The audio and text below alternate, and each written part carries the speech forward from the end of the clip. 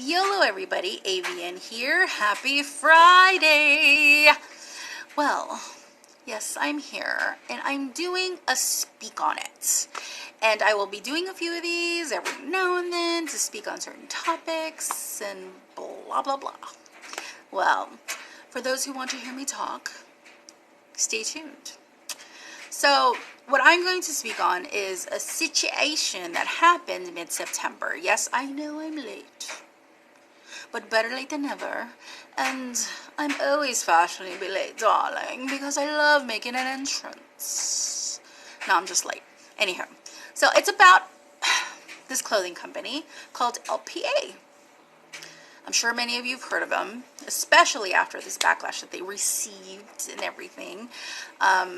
They wanted to come out with a campaign with it's to attack against bullying, particularly online bullying. Now, if you can see the examples beside me, you already kind of see why I'm like about it.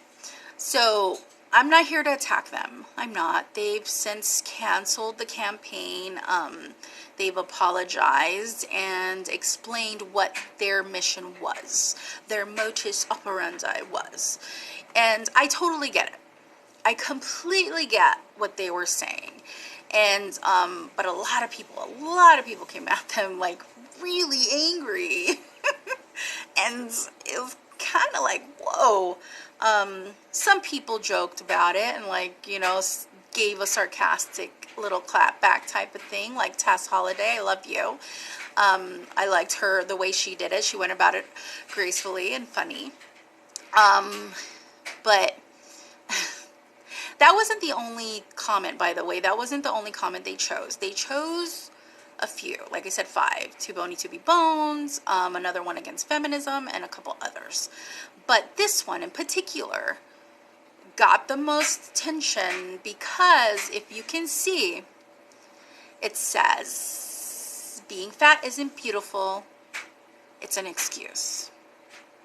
Now, that wasn't their comment. It wasn't from LPA. That was a comment that was told to a beautiful model, beautiful plus-size model by the name of Paloma. I don't know why I said plus-size, a beautiful model in general. Paloma, I keep forgetting how to pronounce her last name. Elsesner. I'm sorry if I got it wrong, but she's beautiful. Paloma, that name alone is beautiful. Well, it was said to her.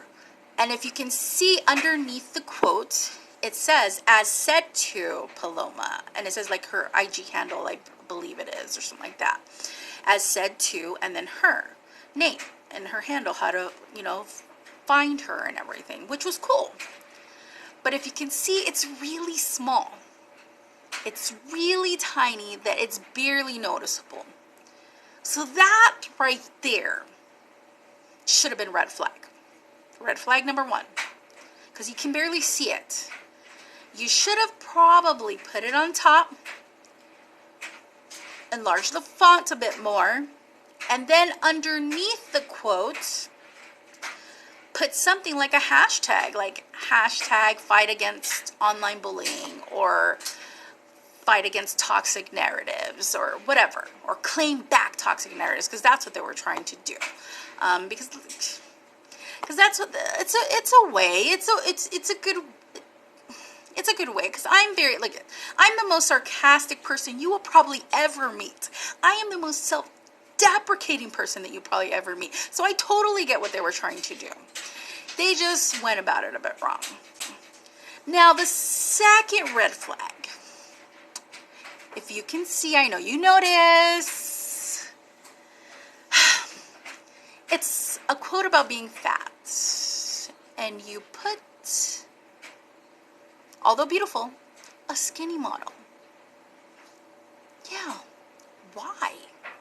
Why do you put a skinny model when it's supposed to be claiming back toxic narratives, right? Then you put someone, hey, Paloma's a model, you could have asked her to do it. Someone who would get told that certain comment to wear it. Why don't you do that? Why? So that was another red flag. I'm just curious as to how they didn't see this coming. How? And they still probably would have gotten backlash from it because, yeah, hey, sarcasm and self-deprecation can be, you know, people can attack that sometimes. But you know what? It's a defense mechanism sometimes. Sometimes, hey, it's just funny, or, you know, it varies on how people use them. But yeah, that was another red flag, and I just don't get how they didn't see that coming. But like I said, LPA and Revolve, I'm not angry at y'all or anything like that, because I get what you were trying to do. But next time, think it through. And another thing I do want to touch on, though, about LPA and Revolve. You go on their pages, and I've purchased some stuff from Revolve before, and yes, they do carry stuff that fit the big and lovelies. But anywho, if you go on their pages, especially Revolve doesn't really have plus size models. I've not seen one. I probably missed a few. If they do have them, I've not seen them. Especially on their page. Like, how do you not put them on your page? LPA has a few scattered in there, but it's so minimal that you have to really look. So maybe next time, if you're going to come out with something like that, you need to also, if you are for body positivity, if you are for all this stuff, maybe highlight different types of models. They have all these, they're beautiful. They are gorgeous, super women, all of them.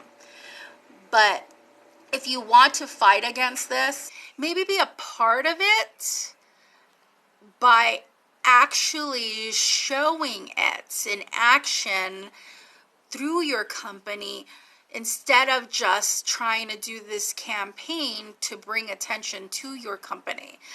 When you guys have a forum that can highlight all these people that you say that you are helping, that you are trying to help them fight against the toxic narratives, then you need to show that more.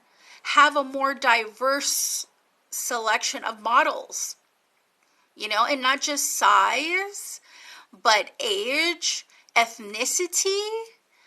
So we just need more. And to show that beauty, there's no limitation to beauty. There is no standard. So show that, you know, be part of the resolution, not just say that you are. So that was my speak on it. Hopefully y'all enjoyed it and weren't too bored. I'm sorry. Again, happy Friday. Talk